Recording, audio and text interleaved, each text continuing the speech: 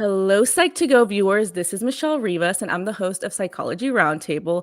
We have two amazing guests for today's expert panel. The first is Dr. Tara, professor and the host and founder of the popular Love Bites podcast. Dr. Tara is also known for her highly entertaining and educational videos on sex and health.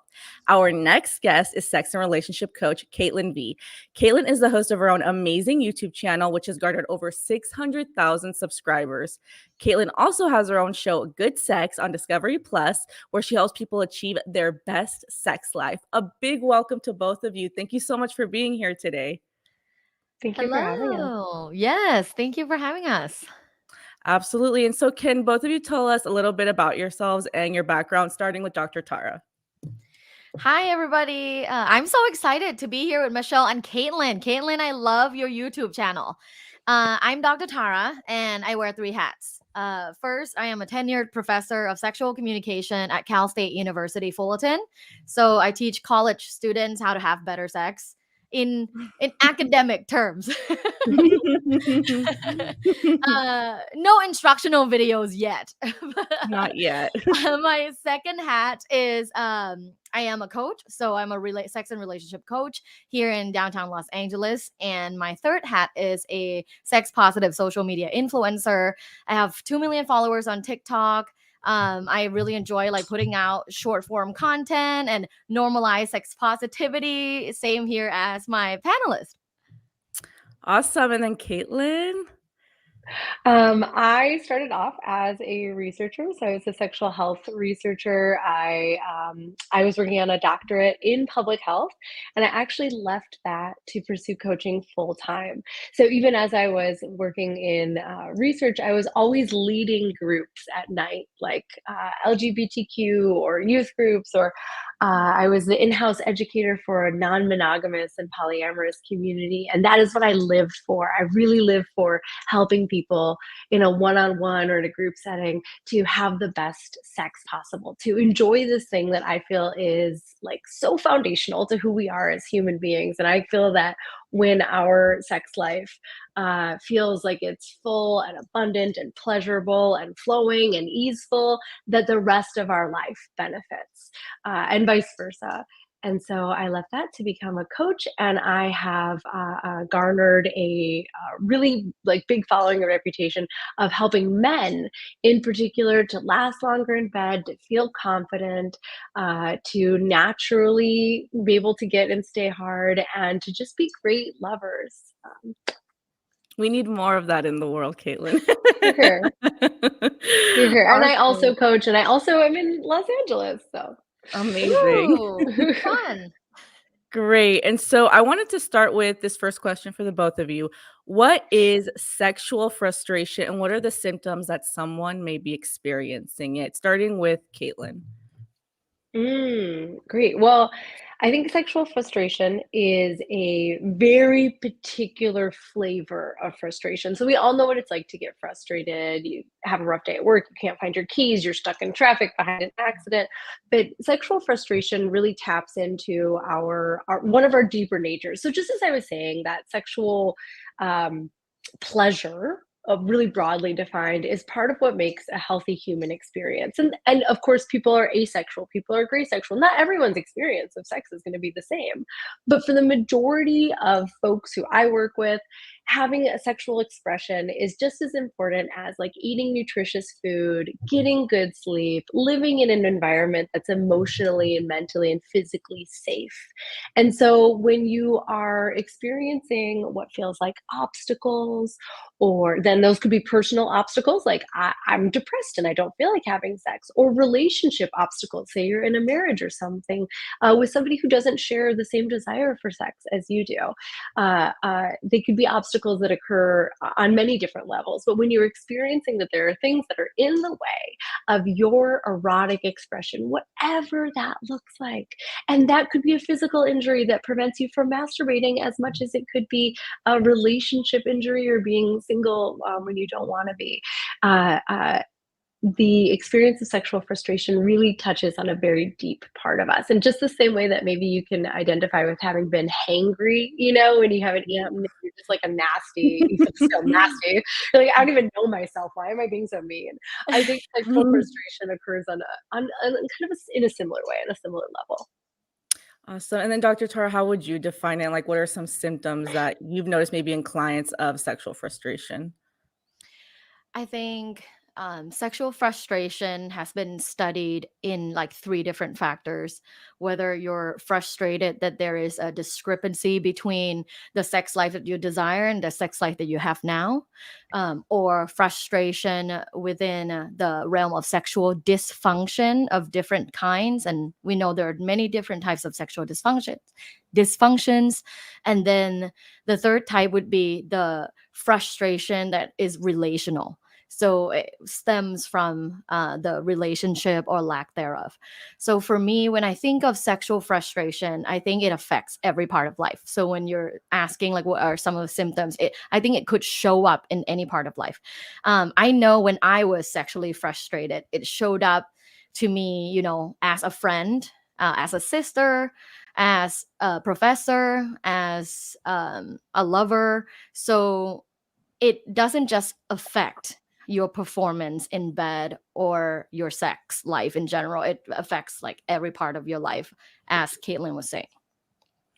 Absolutely, I agree. And what's the difference between someone simply just being horny and sexually frustrated? Either one, you could answer this one.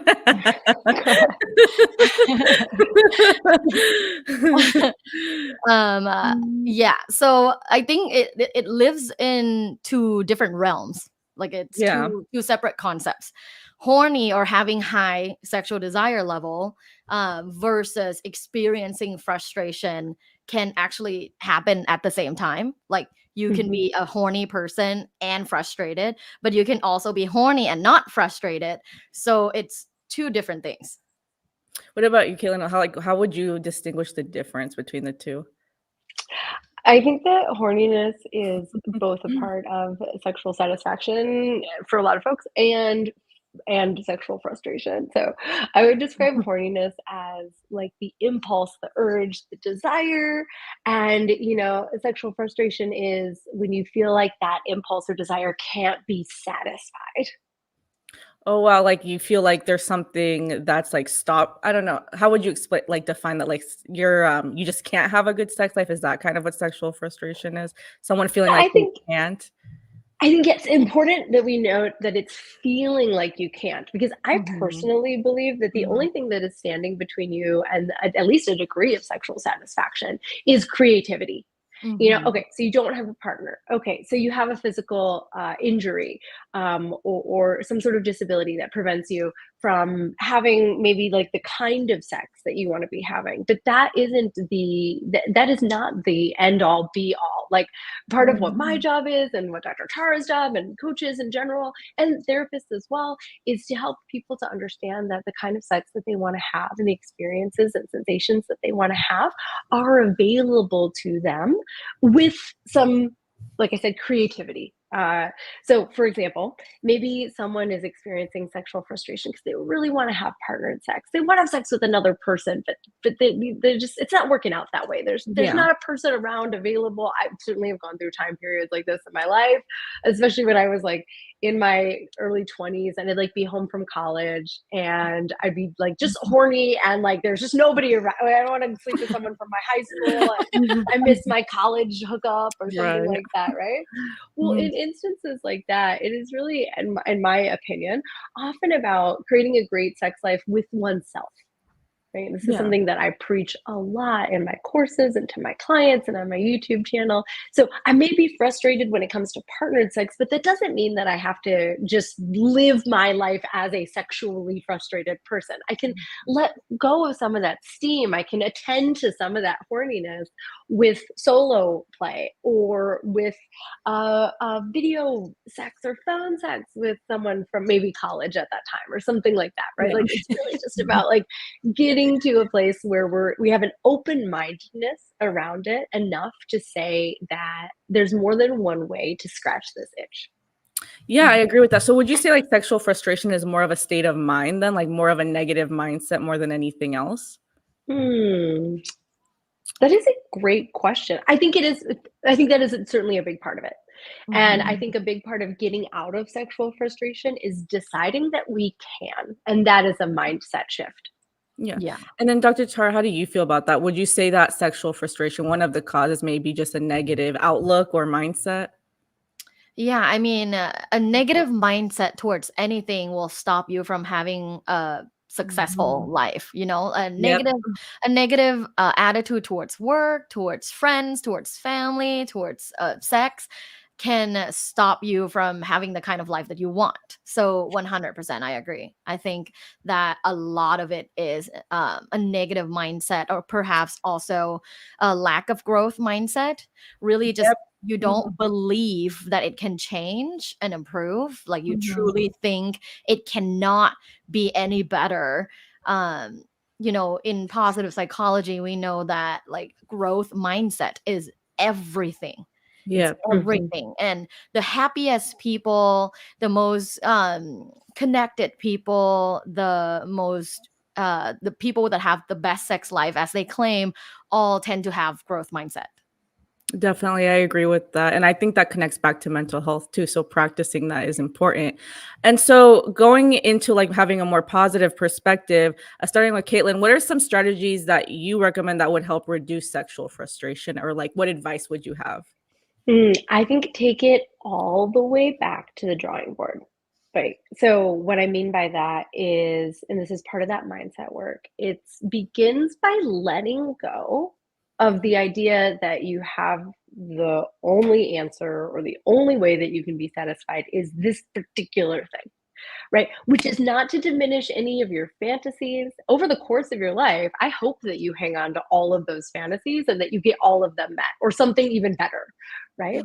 But letting go in Mhm. like this here moment that it has to be that way, right? Yeah. And having open-mindedness around the ways in which you can experience sexual satisfaction, Mhm. I think is critical. And then maybe if you still experience it, sexual frustration after you've become open to having your needs met in multiple ways, working with someone like me or Dr. Tara or a coach or a therapist that really like aligns with you and that you really vibe with and feel really safe with, and approaching them also with an open mind, right? Because often coaches and sex professionals, like you got to remember, everybody has a relationship with sex, whether they're having sex, whether they want to have sex. It's so much a part of our culture and part of the human condition, and our biology literally like compels us to mate on some level, right? So everyone has a relationship with sex. We don't get to choose that or not, right? Mhm. But people like us have studied sex, in some cases for decades. I've been like a little nerd for 20 years on sex. No lie. And actually 21 now that I think about it, because my birthday is coming up. Oh, wow. The fact is that there is an endless well when it comes to sex and relationships. And I'll go back to comparing it to food. There are people who have been chefs for 50 years and are still perfect. I mean, look at Gordon Ramsay. He's still out there learning stuff, perfecting techniques, critiquing his work and all that, right? You wouldn't say that like just because we all eat that we are all experts at getting our nutritional or Mhm. like dietary needs met. So relying on professionals, books, YouTube channels, different kinds of erotica. Maybe you've been Yep. watching just one kind of porn, and actually the best thing that you could do for yourself is get rid of porn or switch to audio porn and let your brain fill in the details instead of watching hardcore aggressive stuff that you're finding for free online, right? Relying on other people to show you what is possible and relying on professionals to open those doors and windows for you and let you know that there's alternatives out there. So I think one of the best things that you can do for yourself. Yeah, absolutely. And Dr. Tara, what strategies would you recommend or advice you would give to like reduce sexual frustration? When I think of sexual frustration, I think of the me, the you, and the we. So, in terms of sexual frustration within, I think that the methods that have worked for me and my students have been practicing sexual mindfulness. Mhm. And that can be in a form of guided sexual meditation. It can be in a form of journaling about why you're frustrated, what about your frustration that's lingering, what would be your desired outcome, what stops you from getting there. Um, and then another method that I really like is mindful masturbation. Hmm. So a lot of sex is us, right? I think we talked about Mhm. this before, and I've said it before. Sex is like 70% you, 30% your partner. Yeah. And if you're not there, and you're Mhm. not enjoying yourself, and you're not feeling the sensations in your body fully, you're missing out on a lot of pleasure. So what I really like is to mindfully masturbate. I know most of us have a masturbation routine where we can come really fast. I know I do. I have a routine that I can come in 2 minutes. Oh, wow. And World I record. not really. Most women I talk to can grab their favorite vibrator, put it on, and orgasm in 2 minutes. Oh, wow. However, what I always talk about is not always go there, not always use this method and this routine. And same as men. I think for men that perhaps their frustrations come from quote unquote performance, Mhm. uh, might stem from idiosyncratic masturbation. Mhm. Masturbating using one type of grip, one type of rhythm and tempo, and watch one type of porn. Mhm. So your body and your brain are linked in this responsive loop of Mhm. I can't come other ways. So Yeah. if you can't come during a partnered sex, or if you can't orgasm in other ways, that may cause frustration. So that's one other thing, is to practice more mindful masturbation. Like, what are you doing? Yeah. Um, Mhm. which I check myself with that too. So Yeah. the the you part, I think, is communicating with your partner. A lot of people have frustrations that stem from the discrepancy of sexual desire between them and their partner, Mhm. and Yeah. they hope that one day it will change, and it will Mhm. never change, and that's the hard truth. So having a conversation is the first step into changing the relationship, and basically the complete atmosphere of the relationship. If Mhm. you are together and haven't had sex for, let's say, 3 years, 5 years out of choice, um, Mhm. then that's something that you have to do something in order to change that. It will not change by itself. And then the Mhm. third is the we, as in what can we do together in order to not experience sexual frustrations. What I assume is, if you're experiencing sexual frustration and you're in a relationship, I assume your partner is probably also experiencing Mhm. sexual frustration, and you're not talking. So the we is what can we do together. And one of my favorite practices is based on tantric sex principles, and it's the yap yum. And I love that practice. It's like sitting down, legs like crisscross applesauce, and then your partner sits on you and then like wrap their arms around you, and then you put your forehead together. I think it's like such a great practice to reconnect the we. Absolutely. I love that advice. And it is about mindset, like what you said. So I think that maintenance, that mindful masturbation could be really helpful for a lot of people. And then something that I really like that you mentioned is men. And I wanted to throw this one at Caitlin. So this is for you, Caitlin. How does sexual frustration impact men differently from women, in your Mm. opinion? Because I feel like it does impact men and women differently. Yeah, absolutely. And I think a big part of that comes down to expectations Mm, between the two genders. So there's sort of we all know it, even if we've never spoken it explicitly. There's a way in our culture that men are supposed to be and women are supposed to be. And the narrative is that men are supposed to want sex all the time, be available for sex all the time, crave it. They can't say no. They always have to be chasing it. They always mm, need to have more and more and more. And that for women, it's the opposite. That mhm, women don't really like sex. It's something that you just do for men. women's pleasure is difficult or complicated, or like you said, like it should take women a long time to reach orgasm. It could take 2 minutes or less.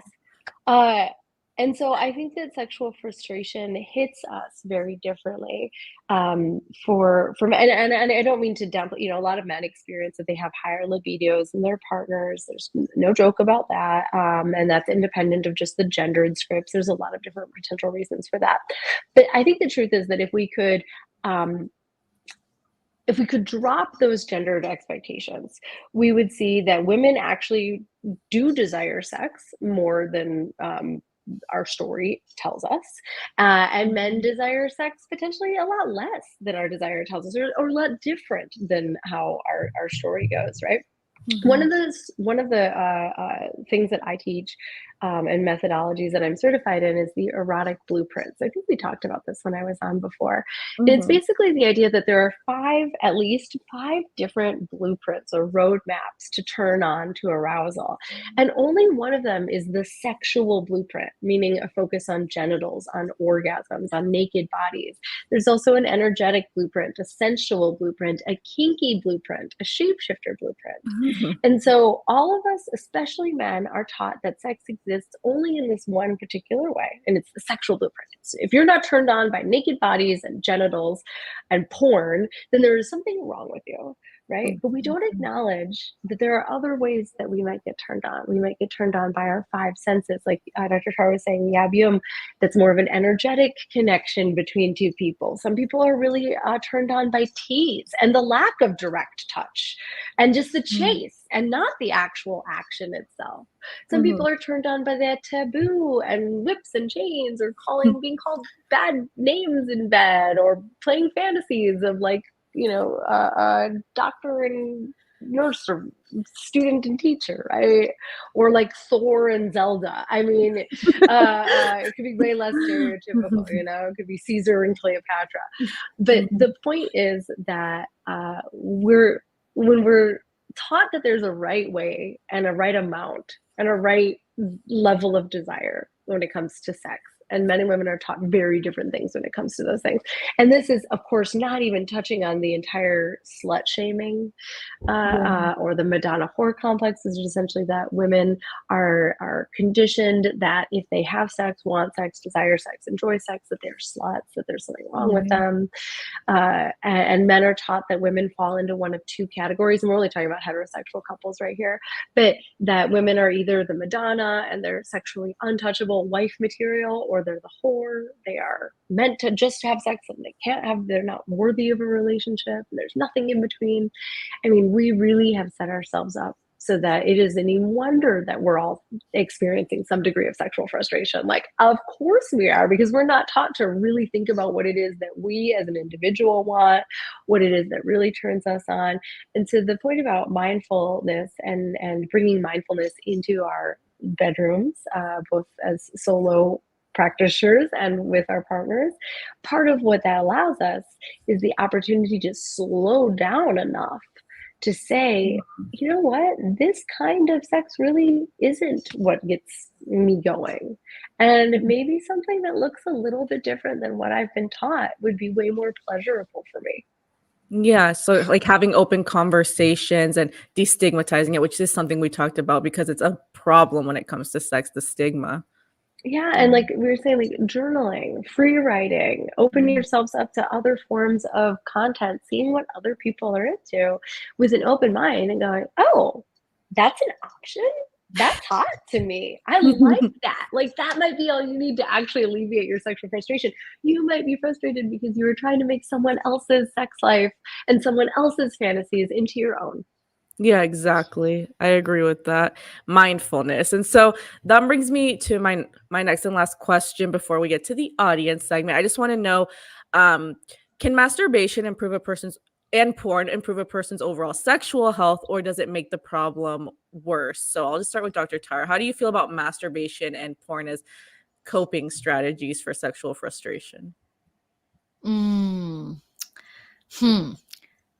I think it's helpful to start with, there are different types of porn. Yeah.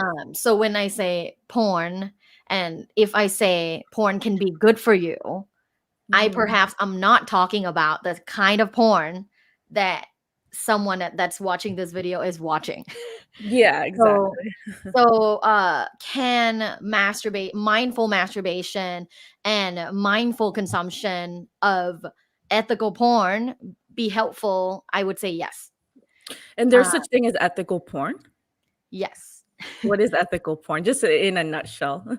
Yeah, like in a nutshell, it is made with ethical producers. They pay all the actors fairly. Everything's transparent. Like they Okay. show like the audition part. Everyone's excited and happy to be there. It's all like clean, clear, consensual. Um, and the company focuses on portraying real sex rather than a lot of perhaps traditional types of porn that we may see on large websites are producing porn that's like any educator can watch and obviously know it's fake. Yeah, and, like, So, distorts people's views of sex. yeah, yeah, yes, Mhm. exactly. So it's the type of porn that the producers are hoping that it shows real sex. Oh, perfect. Yeah. I Um, think that's, yeah, we should know more about ethical porn. That's important to know. And then, like, Caitlin, how do you feel about porn and masturbation as either strategies to reduce sexual frustration or as part of the problem? Yeah, I masturbation, yes. I think masturbation is an excellent tool to utilize when you feel sexually frustrated and to get creative with it, to bring in toys. Even if you're a man, there's a stigma about using toys if you're a man. Like, get some toys. It's 2023. Like, it's time. Invest in a stroker. Get like give yourself some options, don't masturbate in the exact same way every single time. Change where you're standing, the room that you're in, like try to shower, bring in lube for God's sakes. I say this to men all the time, like quit with the dry hand. So and masturbation, yes, 100%. And I agree that some porn can be supportive. I think that if you're dealing with any sort of like performance stuff, so like you're not able to ejaculate, or you ejaculate too soon, or you find that you're not able to stay hard when you're with a partner, I say cut out porn for 90 days at least. A lot of relationship, especially I'm speaking to men here, a lot of their relationship with porn really is almost more like an addict with a drug than someone who's consciously choosing to partake in something. And so I would rather see you get it out of your life for at least a period of time. See what changes occur in your body and your brain in those 90 days and in your genitals. And then if you want to reintroduce it thoughtfully, consciously, starting with that ethical porn that Dr. Tara was sharing about. I agree with that. Absolutely. We need more education about this. So thank you both for that. So now we're going to switch over to our audience segment where we answer your viewer questions from our amazing experts. So we're going to begin with that now. And our first question is for Cailtin V from Meredith. She asked, "Hello, Caitlin. Sometimes when I'm upset with my boyfriend, I refuse to give him sex as a punishment. However, now that I'm interested in having sex again, he's rejecting me. Is this Hmm. approach hurting my relationship?" Wow, great question. I think a lot of people have some form of experience with this, being on the giving or the receiving end of that. I think it's perfectly reasonable to not want to connect with someone sexually when you're upset with them. If they've done something to harm you or hurt your feelings, and your body is saying like, you know what, no, I don't want to give you access to this body at this moment, that's very reasonable. But there's a distinction between that and using sex as a punishment, right? Mhm. Because sex is one of the things that helps to smooth over the painful parts of a relationship. Sex is the thing that makes that romantic relationship unique. Most people don't have sex with other people, their friends or their coworkers. They have sex with one person, it's their romantic partner. And so I think it's very important that we treat sex as sacred inside of a relationship, that we treat it as part of the healing balm and the ointment that brings us back together when there is conflict. It should not be unless the conflict is in sex, it shouldn't be the thing that we use to end a conflict, right? Because then we're going to get into this cycle of we're fighting and then we're having hot sex after we're fighting. So we got to pick fights in order to have sex. don't want that either. Want sex to exist in a realm where we can go to it to feel safe, connected, and intimate with our partner, and it's not being used as a weapon. And inside of that, I'm not surprised that he's now using it as a weapon, right? Because if one person picks it up and starts using it in that way, then I would expect that the other person does. So using your words to end your conflicts like adults, using sex to remain connected, to feel good, to have pleasure, and keeping those two things separate as much as possible. Absolutely. And Dr. Tara, did you want to add anything to that about using sex as a punishment? Yeah, I think weaponizing sex can cause a lot of resentment in a relationship. So definitely follow Caitlin's advice and use your words. Definitely. And then let's see who the next question is for. Let's see.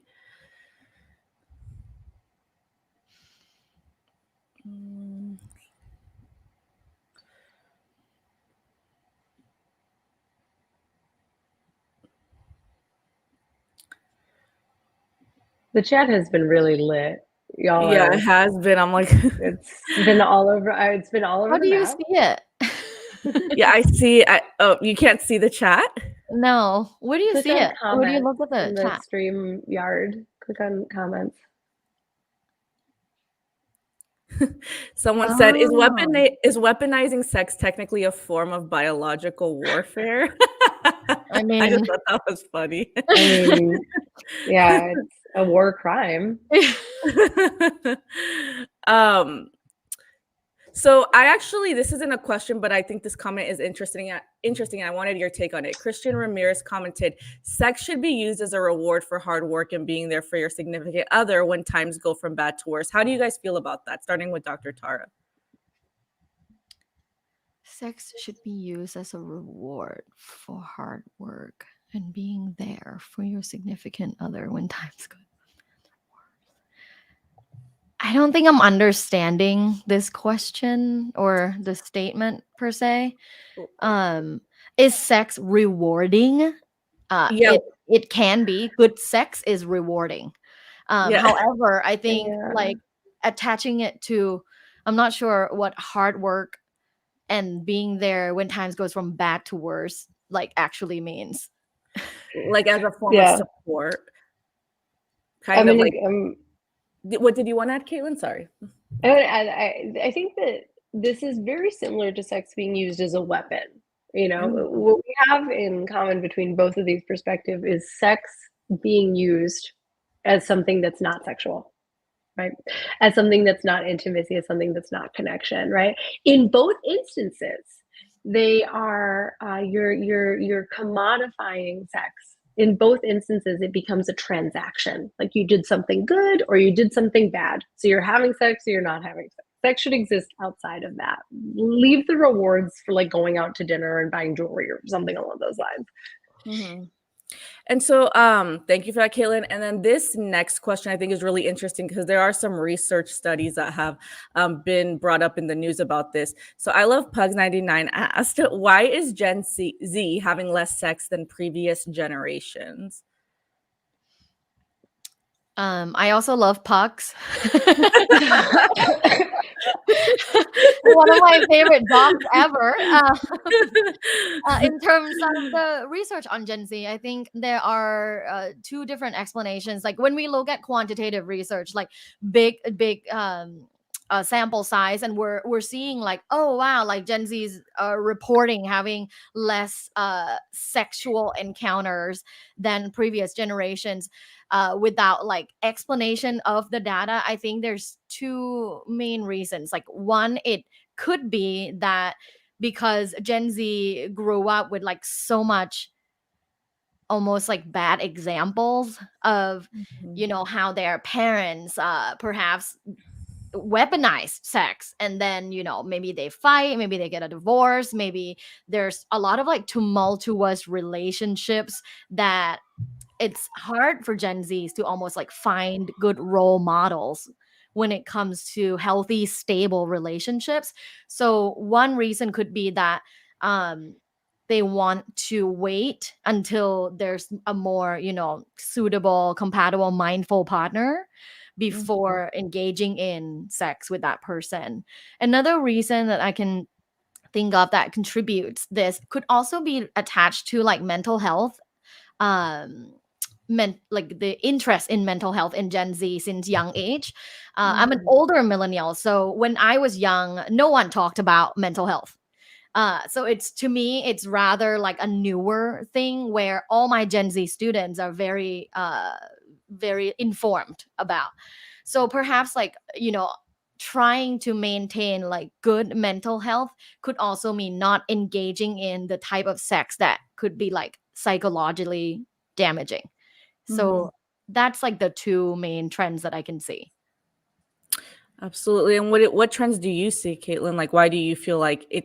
If you agree with that, with those research studies about Gen Z having less sex, how do you feel about that? Yeah.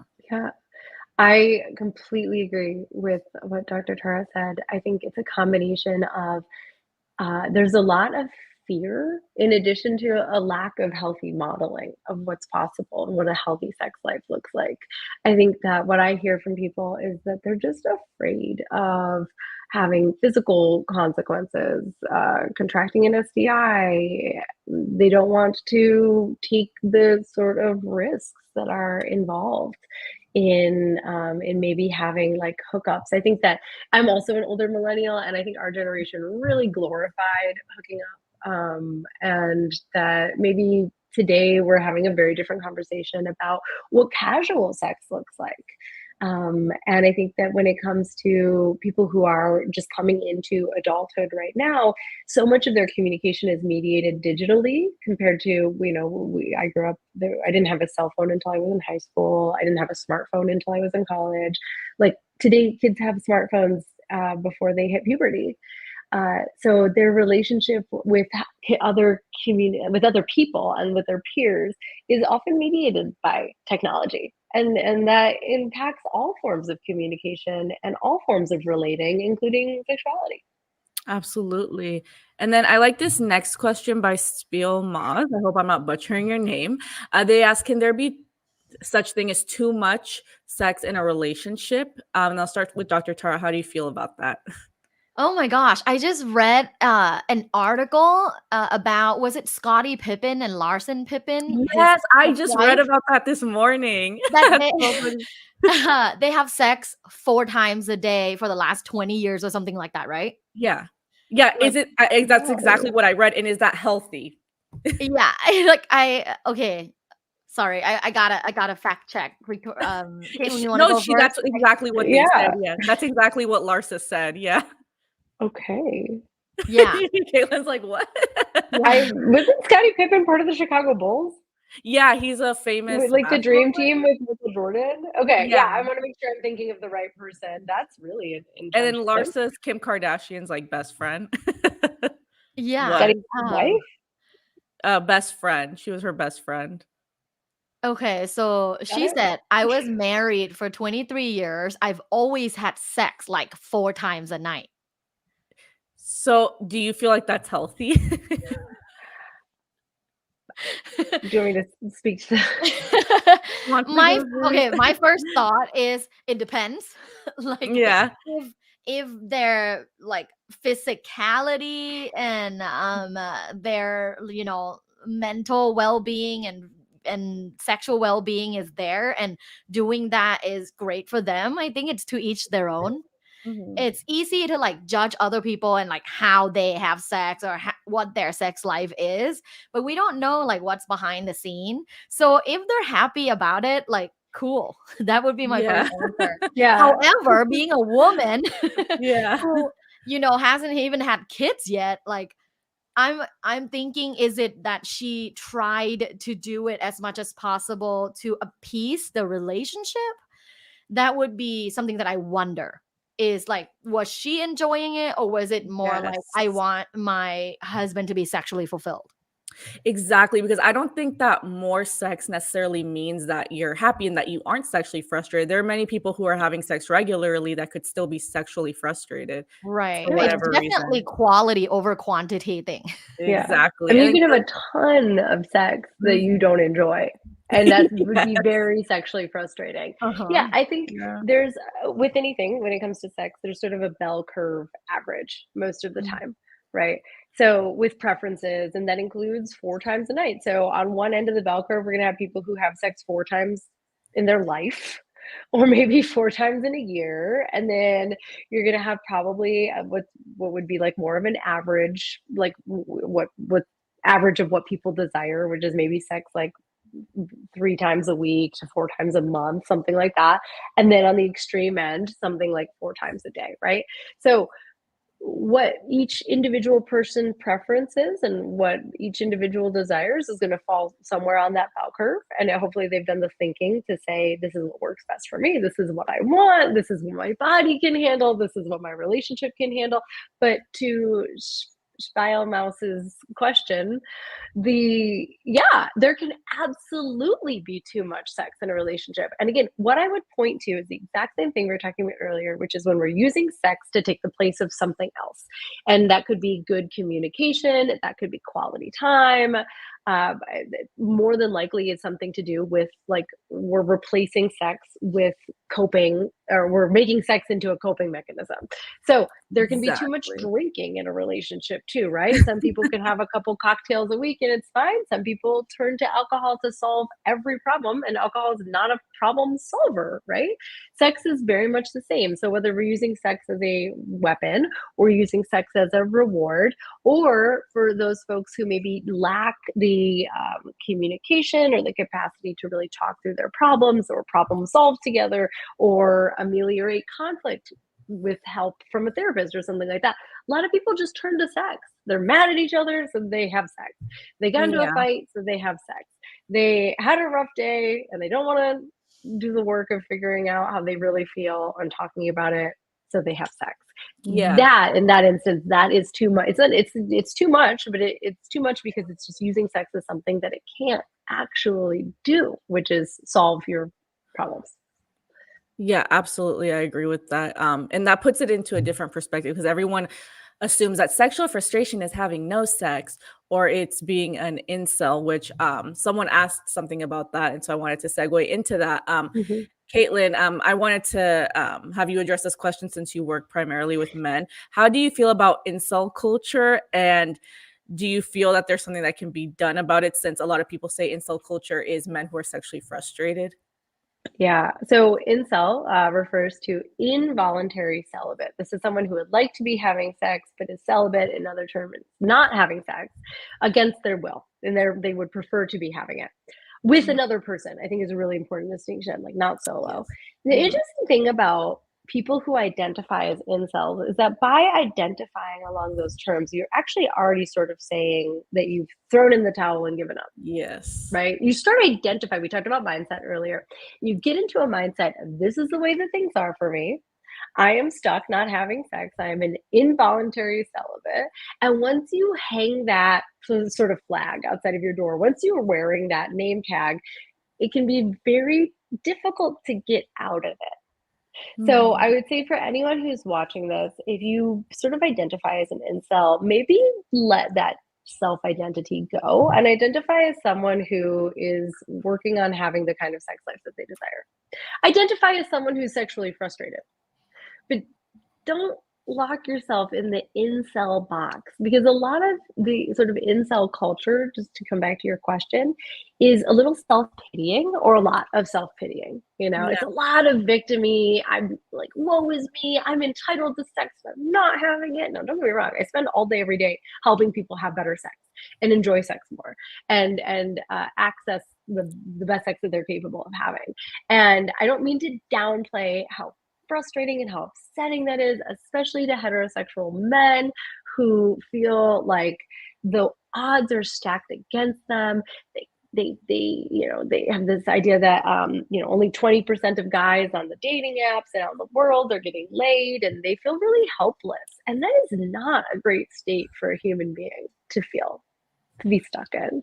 But I think that the incel culture and incel as like an identifier is a place that really breeds a lot of victimization, a lot of stuckness, certainly a good deal of misogyny and hatred towards women. This conversation that women are like sexual gatekeepers and that some men are just not able to access the kind of sex that they want to have. And that kind of mindset is very unattractive to the kind of people who you may otherwise be on the road to sleeping with. Absolutely. And Dr. Tara, did you want to add to that about like incel culture?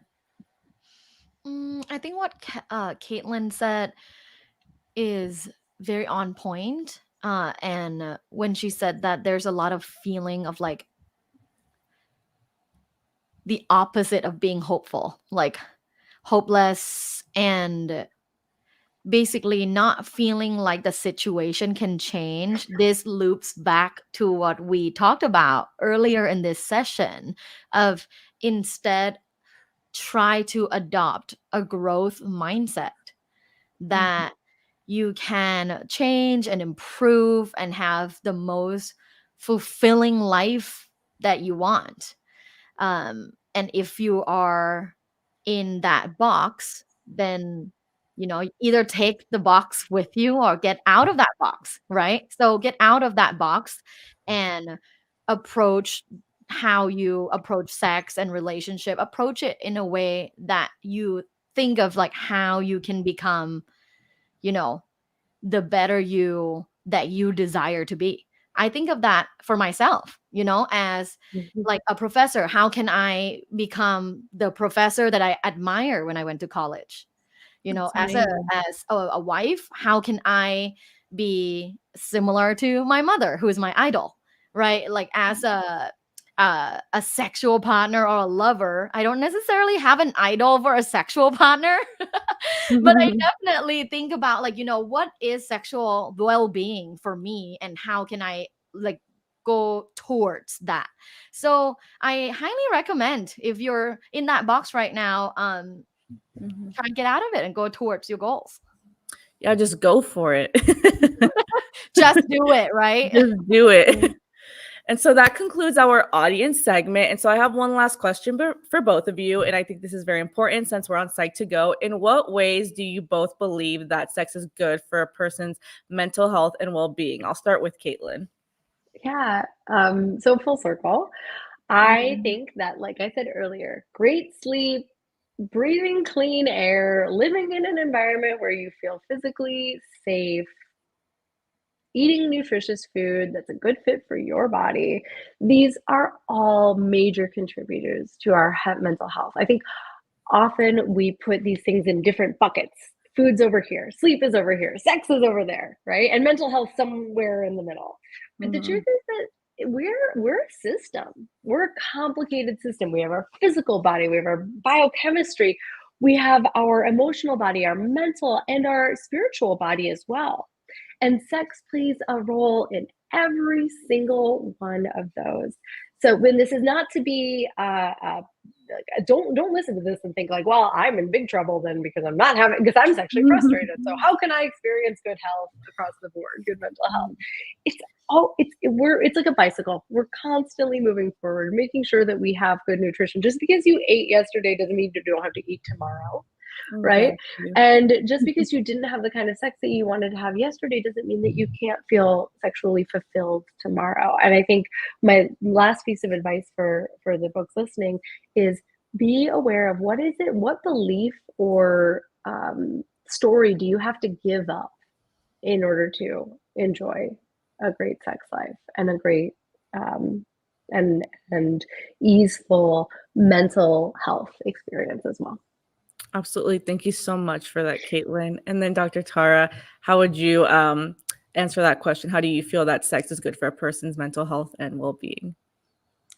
Yeah, so when I think of my mental well-being, I think of the ability to stay calm and feel happy. So I Yes. kind of just boil it down to that's mental well-being for me. So when I think of how is that correlated to having good sex, right? because not all sex is great. So Right? good sex and Good mental sex. health are linked. When you have good sex, for example, when you are cuddling with your partner, and there's a lot of like affection and that human connection, what happens is there's oxytocin, dopamine, and serotonin. All the happy hormones that are being released and enhanced during the process. When you orgasm, you also experience the release and heightened levels of those hormones. So for me, that is a clear, scientific link between my sexual wellness and my mental well-being. To add to Caitlin's already very holistic answer. Yes. Amazing. Thank you so much to the both of you for being here today. This was an amazing conversation. We had so many people in here and the chat was lit, like Caitlin had mentioned. Yes. And so thank you guys. And thank you to our amazing viewers for joining us today. Until the next one. Bye, everyone. Bye. Goodbye.